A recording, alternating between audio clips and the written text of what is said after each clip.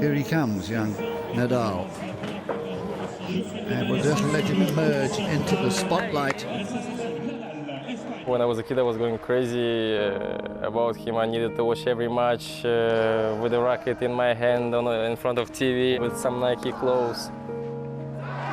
The 16-year-old has just put out one of the world's best players.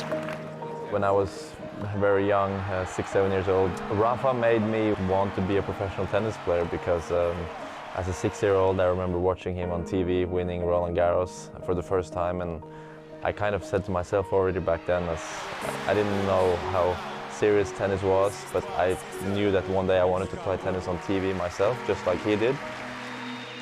When you're a kid and you have this feeling that you want to support someone and you put close racket thinking, okay, it's going to help him to win a match or something, it's a great feeling, and you start to see the sport in a different way.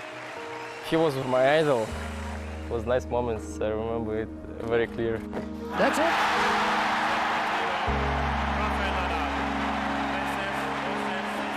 Well, a quite remarkable jump back for a young man who's been setting new records all year. Obviously, Rafa's probably the biggest reason why I play tennis. You know, I grew up watching him, being an absolute total fan of his, and you know, then having the chance to play him. You know, I always said it was kind of my dream match was to play Rafa Nadal. Rafa comes in, everyone goes sleeveless and does a forehand like this. And so every coach was not happy about this. They were all trying to explain us that, look, Rafa is doing it unbelievable, but it doesn't mean it's going to work for you. I don't think I was wearing sleeveless shorts, but I was definitely trying to do this forehand. Rafael Nadal, for the first time in his career, is #1. He has incredible intensity. Whenever I saw him, you know, at the courts, you know, he's always warming up. He's always, you know, like a tiger in the cage. He's going around, and there's always stuff to do for him, and he's preparing, and you can feel like there's always a match on his mind, you know. His attitude, his work ethic, you know, the way that he dealt with adversity, dealt with losses. Yeah, he just gets it. He's very caring person, you know. When he cares, he's doing everything good for people around him, and he's such an unbelievable champion and legend, of course, you know. And for me, he's yeah, the ultimate fighter. The tenacity, the intensity, the energy that he brought to the courts from the first match to the very last match is something that people recognize, that people will remember for a long time. I've never seen another player that gives as much to every single point as Nadal. He's kind of the typical example that coaches will give when they say fight for every point, play like you don't know the score. The guy plays a point 2-1 in the first set, the same as he plays match point late in the fifth. Never gives up. Doesn't know what it means. First game of the match, last game of the match, he's losing, winning. He always has this power to fire himself up and to be ready for the next point, no matter 40 love 40. And this is pretty amazing because I think not many people in the world are able to do it. He's probably the most intense, in a good way, tennis player that we have ever witnessed.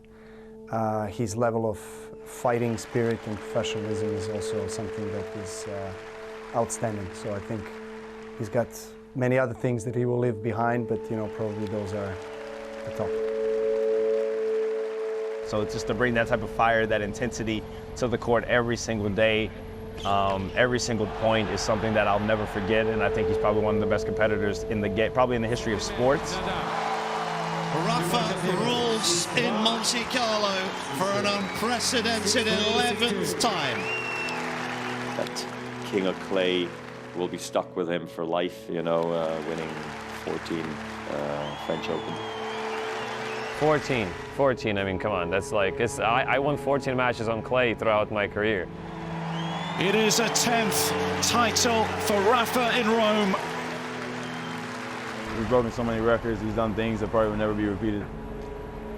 He's a walking legend.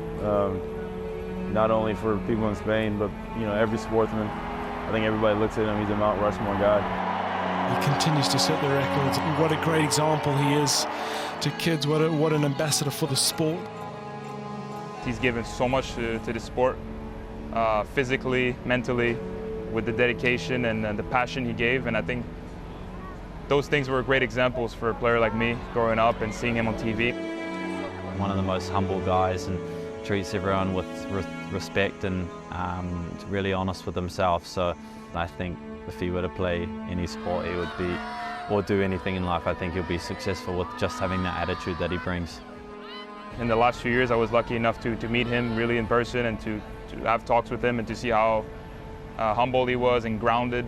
I think that was eye-opening to me of how you can be a great champion, but stay close to your roots and stay close to and stay the same person ultimately.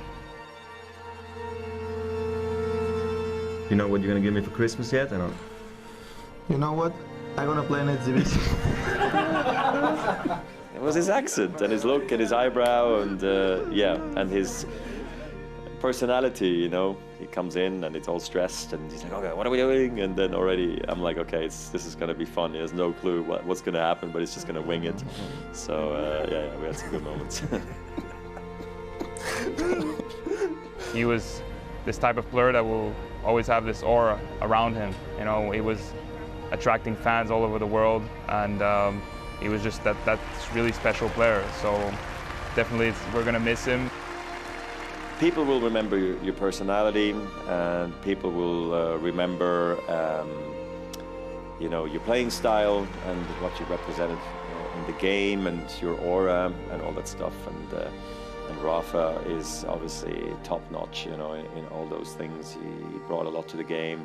He was great with the media, wonderful with the kids. He transcended the sport in a way that not many other players have ever done. And he was a great person to have on tour.